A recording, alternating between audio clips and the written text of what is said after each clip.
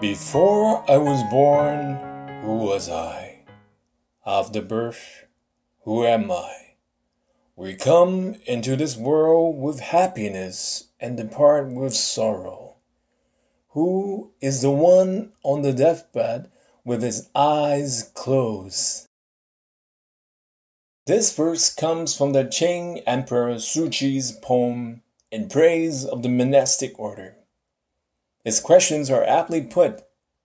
Do we know where we come from? Who were we before we were born? The human body is made up of the four elements of earth, fire, water, and wind.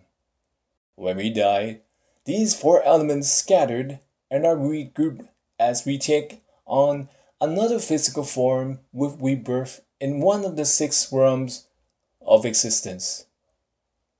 We are lost as we move from one realm to another. We do not know what we are doing in the womb, and when we are born, we do not know who we are.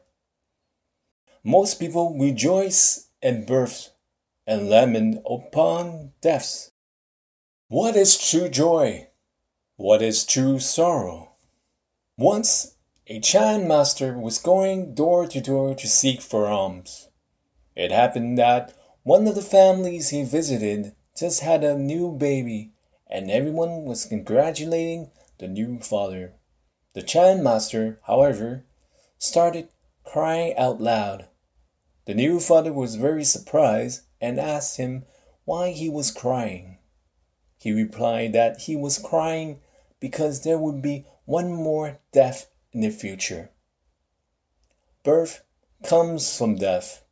If we do not want to die, then we must make sure that we break the cycle of rebirth within the six realms of existence. Once there was a famous poet by the name of Puhu Tan. He wrote this poem to illustrate the brevity of life. It is rare that we live to be 70, and my 70 years come as even a surprise to me.